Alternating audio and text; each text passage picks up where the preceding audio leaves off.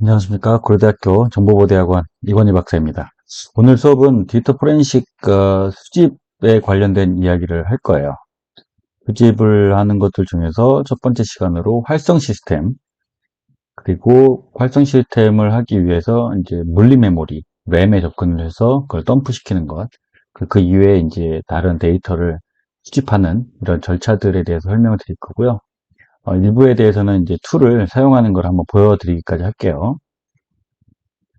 일단 활성 상태라고 하는 거는 전원이 이제 꺼지지 않은 상태, 이제 켜져 있는 상태죠. 켜져서 지금 시스템이 구동 중에 있는 겁니다. 이걸 꺼놓고 가져오는 것이 아니라 현재 구동되어 있는 상태에서 데이터를 수집하거나 또는 이제 분석을 하는 것을 이야기를 해요. 뭐 그런 이유는 이제 두 가지가 우리가 설명을 드릴 수가 있는데, 일단은 이제 휘발성 데이터 때문에 그렇죠. 지난번 그 강의 시간에도 말씀을 드렸지만 주 기억 장치는 이제 휘발성 데이터이기 때문에 전원이 이제 파워가 나가게 되면은 전부 다 사라지잖아요. 그죠? 근데 거기 안에도 상당히 의미 있는 데이터들이 많이 있기 때문에 활성 상태에서 전원을 끄기 전에 현재 구동되고 있는 데이터들을 우리가 확보할 필요가 있다는 것입니다. 그러다 보니까 활성 상태에서의 수집을 가장 먼저 설명을 드리는 거예요.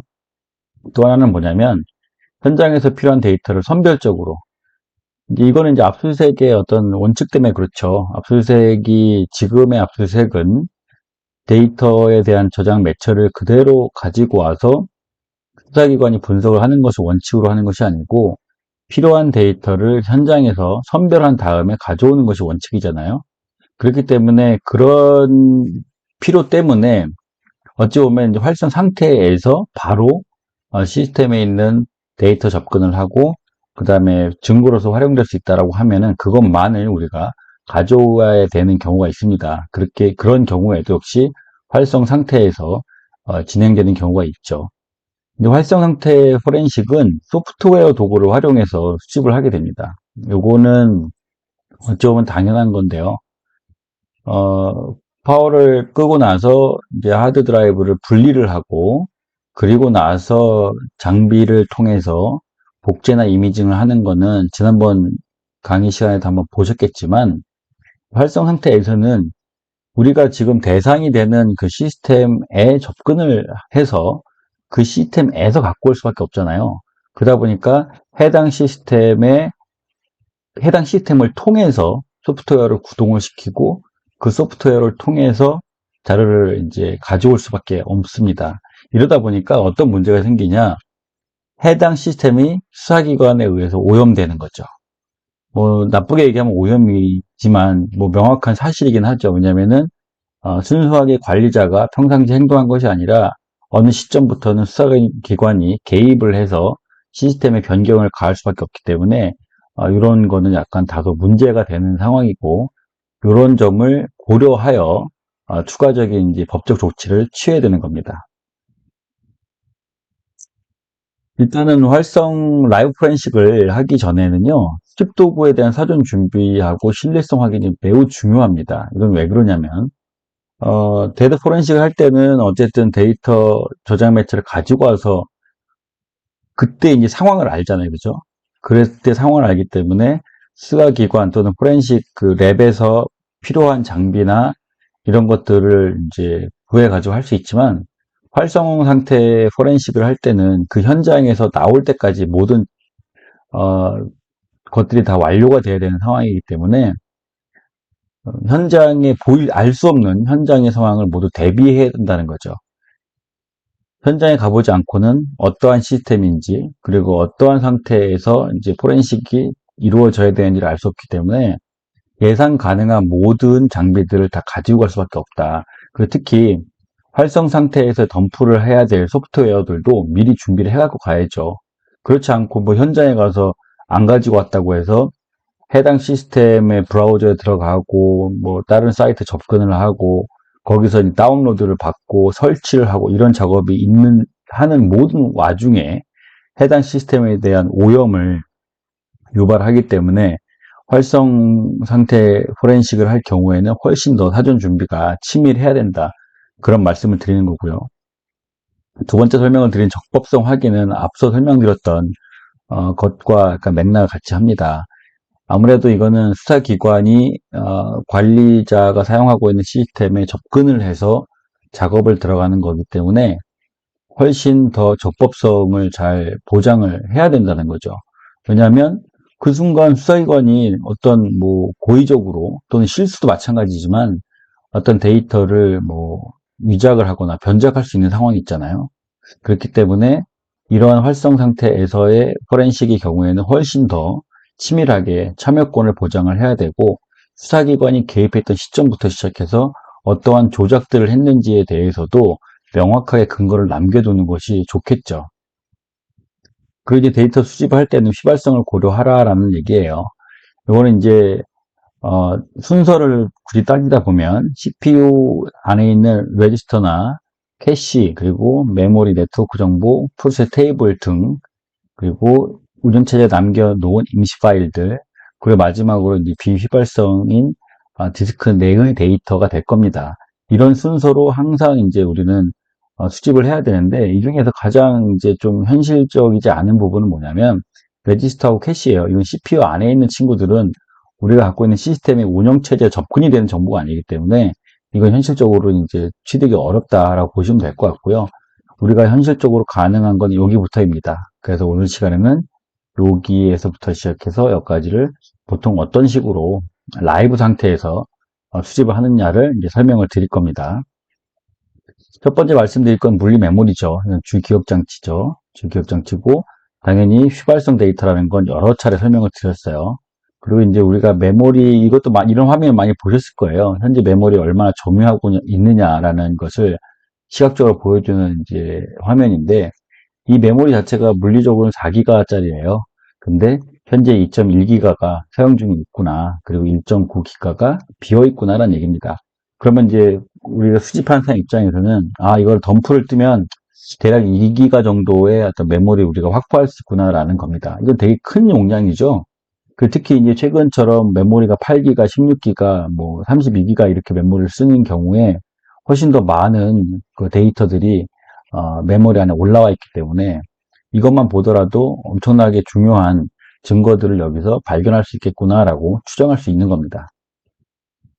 일단 메모리라고 하는 특성은 지난번에도 간단히 설명을 드렸지만 우리가 CPU가 연산을 하잖아요. 연산을 할 때 필요한 모든 데이터 무조건 메모리를 거쳐야 됩니다. CPU는 일단 메모리를 접근을 하는데 만약 우리가 그 하드디스크에 있는 이제 그런 보조 기억 장치에 있는 데이터들을 거긴 프로그램들 같은 게 있을 거 아닙니까? 그런 거를 구동을 시키려고 해도 무조건 어쨌든 CPU가 다이렉트 접근하는 게 아니라 지금 우리가 덤프를 하고자 하는 물리 메모리를 올린 다음에 가져가요.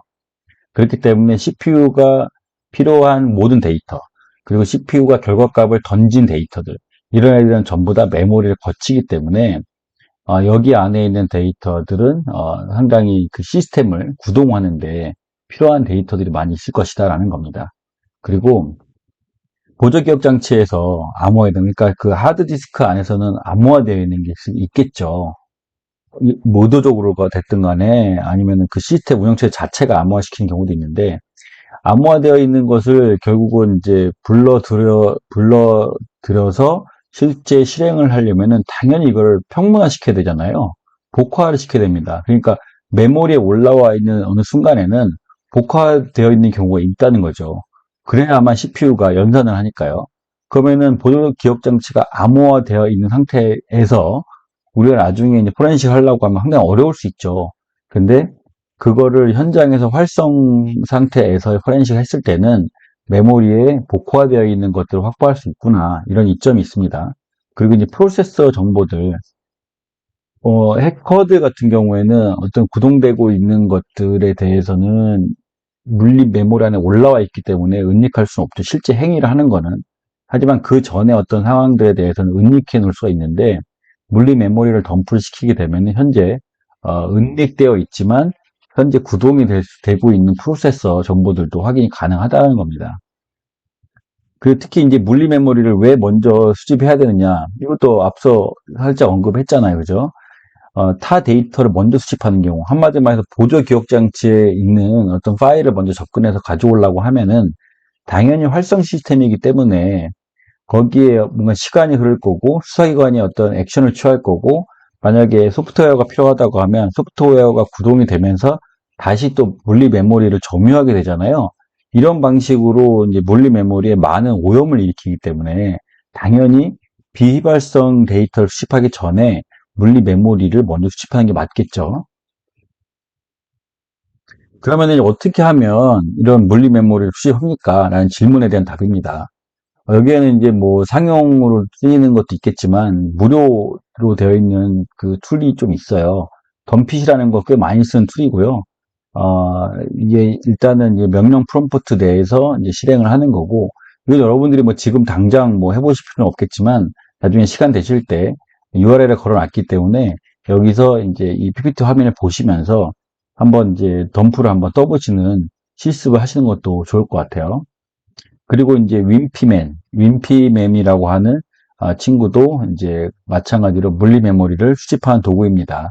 명령 프롬프트를 이제 띄울 때 관리자 권한으로 띄우셔야 돼요. 이거 한번 하시다가 혹시 안 되시는 분들은 관리자 권한으로 안 했기 때문이에요.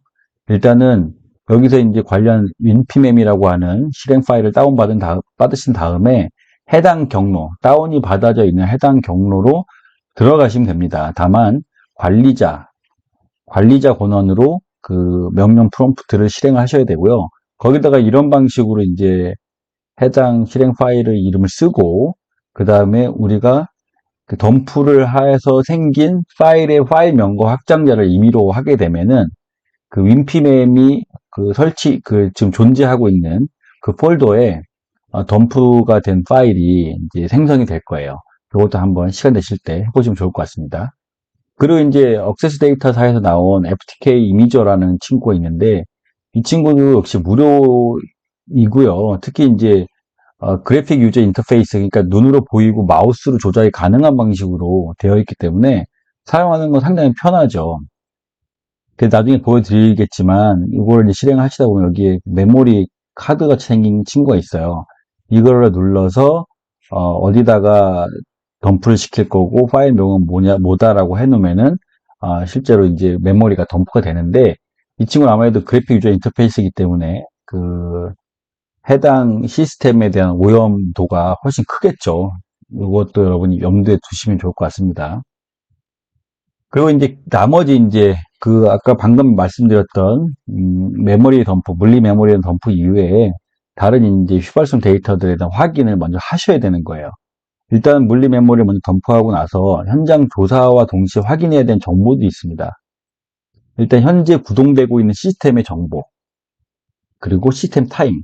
이게 과연 휘발성이냐라고 하는 그런 의문이 있을 수 있긴 한데, 물론 시스템 타임이라는 게 당연히 그 시스템에 돌아가면 항상 존재하는 데이터이긴 하잖아요. 근데 그 시점에서 이걸 확인하셔야 한다는 거예요. 시간에 대비하여 휘발성이라는 얘기예요. 시간 대비. 그래서 향후의 데이터 시간 관계 규명하기 위해서 시스템 설정 시간을 반드시 확인하셔야 된다는 거예요. 왜냐하면은 시스템을 임의로 해당 시간을 변경해 놨을 가능성이 있죠. 그렇게 되면은 나중에 갖고 와서 매칭하는 시간하고 현재 시간하고 안 맞을 수 있기 때문에 반드시 우리가 포렌식 하는 시점에서 해당 시스템의 현재 설정 시간을 같이 확인하셔야 되고요. 그 다음에 네트워크 커넥션, 현재 시스템에 연결된 네트워크 정보, 이거는 당연히 확인해야겠죠. 이것도 역시 그러니까 그 파워가 오프된 경우에는 날아갈 수 있는 정보이기 때문에 반드시 확인하셔야 되고, 프로세스 리스트. 시스템이 실제 운영체가 돌아가게 되면 우리가 눈에 보이진 않지만 지속적으로 프로세서들, 그러니까 일종의 프로그램 같은 개념이긴 하죠. 이 운영체제와 그 다음에 시스템을 돌리기 위한 어떤 그 프로그램들이 계속 돌아가고 있거든요. 그런 프로세스가 어떻게 구동되고 있는지를 확인하셔야 됩니다.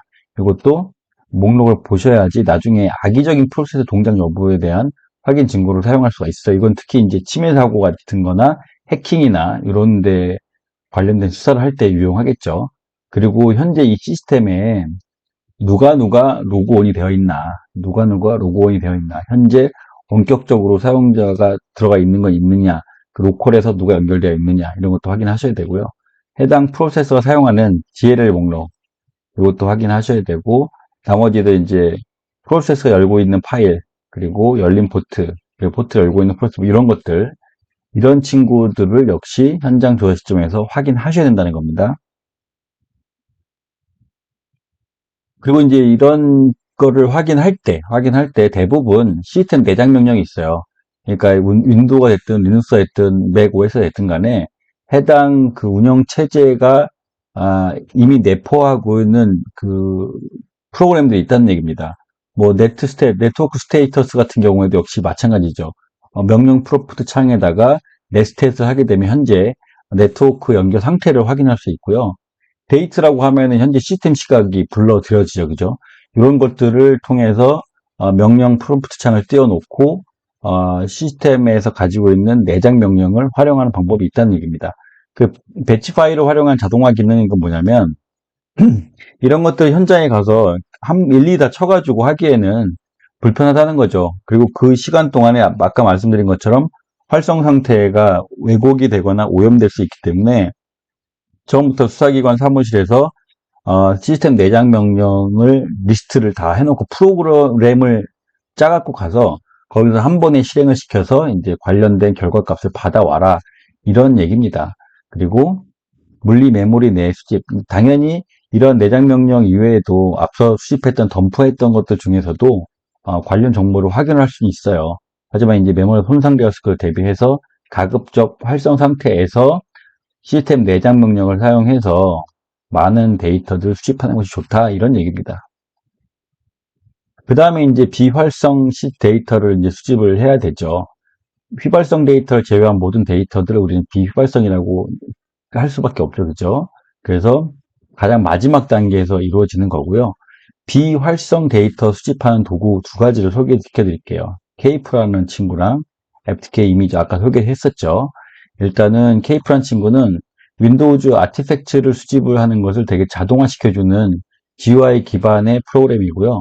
FTK 이미저 아까 설명드린 것처럼 물리 메모리를 덤프하는 기능도 있지만 논리 이미징을 수행합니다. 그러니까 필요한 것들만 파일을 선별을 하고 그거를 이미징을 떠와요. 이미징을 떠올 때 그냥 파일만 이미징 하는 것이 아니라 그 해당 이미징에 대한 뭐 사건 관리 케이스 번호 같은 것도 입력할 수 있게 되어 있어요. 이걸 제가 설명을 드릴게요.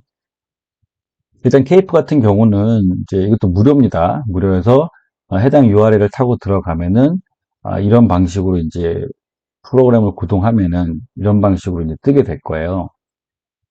그리고 이걸 한번 실습하는 모습을 이제 보여드리겠습니다.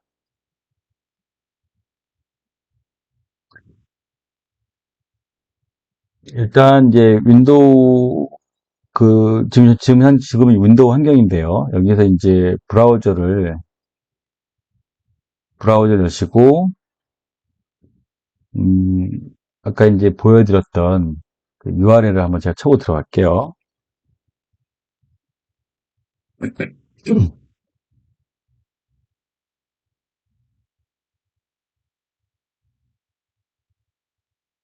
해당 URL 접근하면 그 다운로드라는 버튼이 보이죠? 이걸 다운로드를 한다는 버튼을 누르면 이렇게 자기 이름하고, 그다음 회사하고, 타이틀하고, 그다음에 이메일하고 지역을 넣는 게 나와요. 그래서 이제 여기 약관에 동의를 한 다음에 다운로드를 하게 되면 해당 이메일 있죠? 이메일로 압축 파일을 보내줍니다. 그거를 풀어가지고 구동을 시키는 건데 일단 저는 이제 다 이미 해놨기 때문에 여기 보면 케이프라는 것에 다 제가 압축 파일 풀어놨고요. 여기 들어가셔서 이제 gcape라고 하는 이거를 이제 구동을 시키면 아까 앞서서 여러분께서 보셨던 그 화면 글로 이제 이동을 하게 됩니다. 좀 시간이 걸리네요.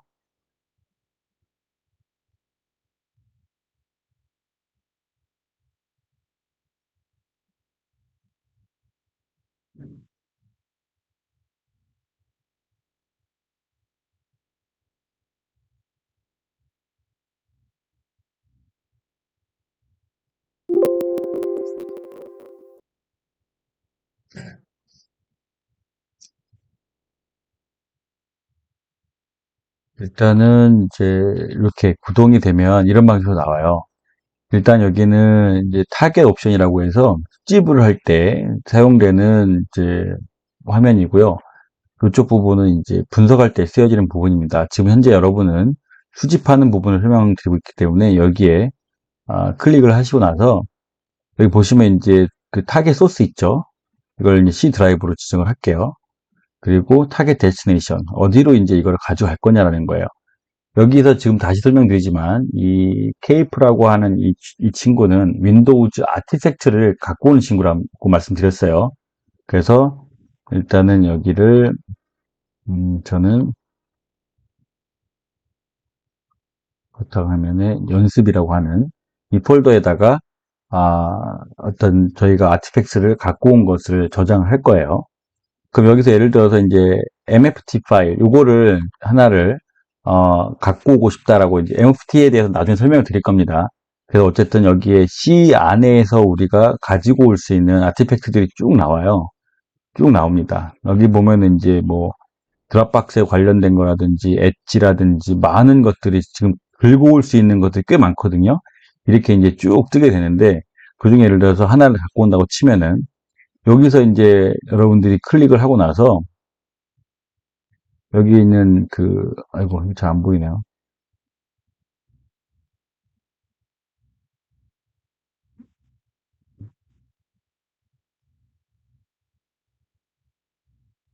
이 화면에서는 지금 끊겨서 잘 안 보이는데 execut라는 그게 여기 끝에 있어요. execut라고. 이걸 누르면 이제 실제로 안에 있는 아티팩트 가져오게 됩니다. 근데 한 가지 주의하셔야 될 건 뭐냐면 여기 플러시가 체크되어 있잖아요. 이거 좀 주의하셔야 돼요. 플러시라고 하는 건 변기에서 물을 내리다나 이런 뜻이잖아요. 그래서 만약에 케이프 연습이라는 폴더에다가 제가 그거를 저장을 할 건데 플러시를 체크한 상태에서 익스큐트를 하게 되면 그 안에 있는 이 폴더 안에 다 삭제됩니다. 삭제되고 나서 제가 지금 필요로 하는 그것만 저장이 되는 기능이에요. 그래서 만약에 이거를 타겟 데스티네이션을 만약에 바탕화면 같은 걸로 여러분이 설정해 놓은 상태에서 플러시를 하고 엑스큐트를 해버리면 바탕화면이 다 사라져 버립니다. 이거 좀 주의하시고요. 이런 방식으로 구동을 해서 할 수 있다라는 거예요. 그래서 이제 방금 전에 보여드렸던 화면이 이런 겁니다.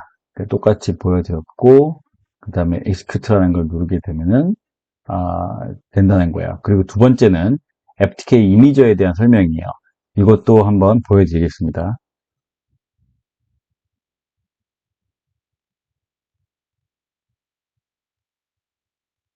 FTK 이미지 같은 경우도 역시 브라우저 해가지고 FTK 이미지 다운로드라고 해서 들어가시게 되면 이렇게 관련 이제 링크가 떠요. 여기서 이제 들어가셔서 다운로드 하는 부분이 나오면은 다운로드 하시면 될 것 같고요. 저도 이제 이걸 미리 다운로드 해놨어요. 그래서 설치까지 해놨습니다. FTK 이미저를 구동을 시키면 이것도 이제 그래픽 유저 인터페이스이기 때문에 되게 조작하기 쉽게 나와요. 이런 방식으로 나오게 됩니다. 여기서 아까 설명드렸던 물리 메모리 덤프하는 건 여기 있어요. 이걸 누르게 되면 물리 메모리 덤프하는 기능을 사용할 수 있고요. 지금 이제 우리가 하려고 하는 건 논리 이미징이에요. 어떠한 이제 필요한 몇 가지 파일만 선정을 하고 그걸 이미징을 하는 작업입니다. 일단은 관련 이미징을 하려고 하는 현재 그 시스템을 클릭해 줘야 됩니다. 일단 피지컬 드라이브 설정을 해주고 현재 이제 C가 잡혀 있잖아요. 이거 하나 잡혀 있어요. 요거를 누르게 되면은 해당 에비던스 트리가 쭉 나오게 됩니다. 만약 여기서 지금 이제 해당 파티션에 들어가서 여러 가지 이제 정보들이 나오게 되는데 여기서 만약에 제가 이것도 똑같이 MFT를 할게요. 이거를 누르고 나서 이걸 나는 이 파일을 이미징을 할 거야. 그래서 오른쪽 클릭을 한 다음에 커스텀 컨텐트 이미지에다가 추가를 하는 겁니다. 다른 것도 마찬가지예요. 로고 파일도 추가를 한다. 이렇게 여러 가지 자기가 하고 싶어 하는, 필요로 하는 그러니까 선별적으로 우리가 수집을 하고 싶은 선별적으로 수집하고 애들을 이렇게 클릭을 해서 에딩을 시켜준 다음에 여기서 보시는 크리에이트 이미지를 해주게 되면은 이제 케이스 넘버, 지금 하고 있는 사건 번호라든지, 그 다음에 내가 지금 하고 있는 에비던스, 이 시스템에 대한 번호라든지, 이런 이제 수사관, 조사자, 이런 노트 같은 거를 기재를 하고 나서, 어디 폴더에다가 어떤 이름으로 저장할 것이냐라고 해서 피니시를 누르게 되면은 해당 아까 전에 왼쪽 패널에다가 옮겨놓은 이런 친구들이 다 이미징해서 옮겨져요. 그런 것들을 수행하는 작업이 FK 이미저를 통한 논리적인 이미징 방법입니다. 그리고 다시 보여드리면 이런 방식으로 이제 똑같이 진행하는 거를 볼 수 있어요. 애드하고 아까 얘기한 것처럼 데스티네이션 폴더를 지정하고 파일 이름을 지정한 다음에 피니시를 누르고 스타트를 누르면 이미지가 생성이 돼요. 여기까지가 일단은 이제 오늘 배우셨던 데이터 수집의 기본입니다. 그러니까 데이터 수집을 하는 이제 툴에 대해서 아주 간단한 걸 알려드렸지만 가장 중요한 걸 다 정리를 해드리면 메모리가 우리가 활성 상태에서의 라이브 포렌식을 할 때는 수집을 해야 되는 데이터에 순서가 있다는 거예요. 순서가 있고 가장 중요한 건 휘발성 메모리를 덤프하는 것부터 시작을 해야 한다는 겁니다.